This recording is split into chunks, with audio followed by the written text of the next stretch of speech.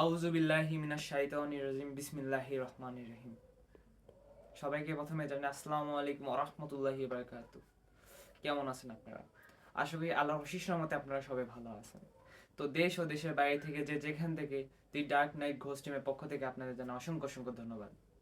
তো মূলত এই ভিডিওটা করার কারণ হচ্ছে যে আমাদের যে ভিডিওতে দেখতেই পারছেন, অনেকেই দেখেন নাই, অনেকেই দেখছেন।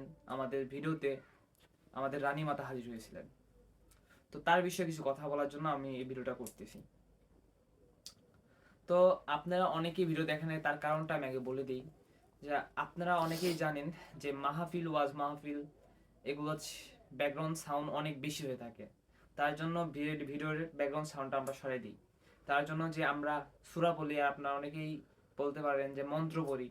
তো এইগুলা পড়ার সময় যে ব্যাকগ্রাউন্ড সাউন্ডগুলো আসতে তার জন্য এটা সরাই দেওয়ার জন্য আমাদের মন্ত্র শোনা যাচ্ছে না, আর ব্যাকগ্রাউন্ড যে নয়েজ থাকে যেরকম ঝিঝি পোকা, অনেক রকম যে রাত্রে যে ব্যাকগ্রাউন্ড আওয়াজ আওয়াজ যেগুলো থাকে, ওই আওয়াজগুলো রিমুভ হয়ে যায়। এই জন্য অনেক মানুষ ভাবতে পারছেন যে মিউট হয়ে গেছে লাইভটা। এই জন্য আমরা এই ভিডিওটা দেখবো না, পরবর্তী একসাথে দেখবো যে ঠিক হবে কিনা।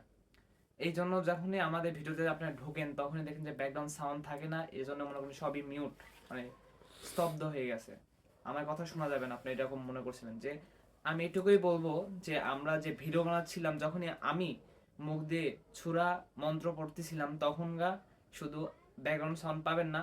এর বাইরে আপনারা যদি মন্ত্র শেষে ভিডিওটা ফুল ওয়াচ করেন তাহলে বুঝতে পারবেন যে আমাদের কথা আসতেছে, এবং রানী মাতা কি বলছে না বলছে আপনারা অবশ্যই দেখতে পারবেন।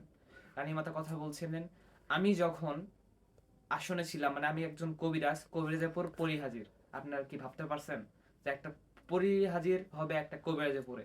তাহলে বুঝতে পারবেন না আমি কতটা মানে এক্সাইটেড আছি যে আমাদের পরিমাতার সাথে যে আমার যে লড়াই হবে। আপনারা অনেকেই জানেন যে আপনারা জানেন না, পরিমাতার জিনের সাথে, সরি আমি একটু কথা হয়তো ভুল গেছে এখানে, পরিমাতার জিনের সাথে। কারণ ওই জিনের নামটা আগে বলি, সে হচ্ছে পৃথিবীর সবচেয়ে শক্তিশালী একটা জিন, মানে খুব কম পরিচিত এবং খুব কম থাকে এই জিনগুলা। এটার নাম হলো রুহ জিন। আপনার অনেকেই চিনবেন, অনেকেই চিনবেন না। তো রানী মাতা আমাকে বলছেন, আমি আমার যে লাইভ শেষে যে ভিডিওটা দেখলাম, আমি দেখে তো অবাক। সে বললো আমাকে যে আপনার ছেলে বানাবে, মানে রানী মাতা ছেলে বানাবে আমাকে। আমি খুব অবাক হয়েছি। যদি আমি যে রানী মাতার যদি ছেলে হতে পারে, আমি অনেক কিছু করতে পারবো তার দ্বারা। আমি মানব সেবাতে আসতে পারবো, অনেক মানুষের উপকার করতে পারবো। আর আমাকে অনেক বিশ্বাস করতে পারেন আপনার, কারণ আমি অনেক গরিব ফ্যামিলির ছেলে। আর আমি আমার রানী মাতা দিয়ে, আমাকে দিয়ে অনেক কিছু করতে পারবেন আপনারা। যাই হোক, তো কথা হলো এটাই যে রানী মাতা আমাকে ছেলে বানাবে, তার পিছনে একটা কারণ আছে। সে ধারণাই করতে পারে না যে আমার মতো ছোট্ট একটা মানুষ, আমার ভাই এবং আমি যে হাজির করছি যে রুহ জিনকে, এটা কোন কলেজে করতে পারে না। কারণ আমি যে শিক্ষা গ্রহণ করছি আমার দাদা এবং বাবার কাছ থেকে, তো ওই শিক্ষাতে আমি পারদর্শী, আমার ভাই এবং আমি হয়েছি। তার কারণে আমি ওই রুহ জিনকে আমি হাজির করতে পারছি। তো রানী মাতা যখন রুহ জিন আসে তখন আমার ভাইকে এবং আমাকে একটা মানে শর্ত দেয়, রানী মাতা আসবে, সব কিছু বলছে। আর যখনই আমরা পরবর্তী মহা আসনে আসি তখন রানী মাতা আমাকে বলছে, মানে আমি যখন হাজির আছিলাম, হাজির অবস্থায় আমার ভাইকে বলছিল যে আমি একে আমার ছেলে বানাবো। আমার একটা শখ আছে যে এই যে বাংলা, মানে পৃথিবীতে যে মানব জাতি আছে, মানব জাতিকে মধ্যে আমি একটা ছেলে বানাবো, নিজের ছেলের মতো দেখবো। শুধু এটাই বলে নাই, এটাতে আমাকে একটা শর্ত দিয়েছে। শর্তটা হলো এটাই যে আমি যে রুহ জিনকে হাজির করছে তার সাথে লড়াই করতে হবে, যাতে যদি জিততে পারি তাহলে আমাকে তার ছেলে বানাবে। আর যদি না পারি তাহলে আমার প্রাণ ঝুঁকিও আছে, আমি মারাও যেতে পারি, সে বলছে।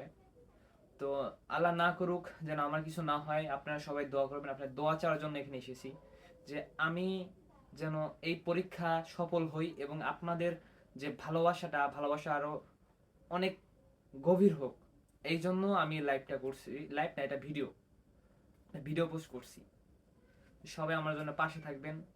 আর পরবর্তী পরিমাতার ভিডিও আসবে, পরিমাতা অবশ্যই আসন গ্রহণ করবে, কিছুদিনের মধ্যে আপনারা পেয়ে যাবেন। কারণ হচ্ছে আমি এখন বর্তমানে যে বড় ভাই এবং আমি দুজন মিলেই মানে প্রশিক্ষণ নিচ্ছি, আমি একটু মানে শক্তিশালী হয়ে উঠতেছি। তার কারণ হচ্ছে যে আপনারা অনেকেই জানেন না যে আমরা কিভাবে সেই জিনিসের সাথে লড়াই করব। এটা একটা উপায় আছে কি আপনাদের? এটা এটা আপনারা অনেকেরই প্রশ্ন থাকতে পারে।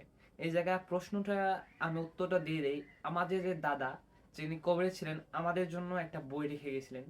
তো বইটা পড়তেছি এবং আমি যে কারুকাজটা, যেগুলো কাজটা আছে আমার, ওই কাজটা আমি শিখতেছি।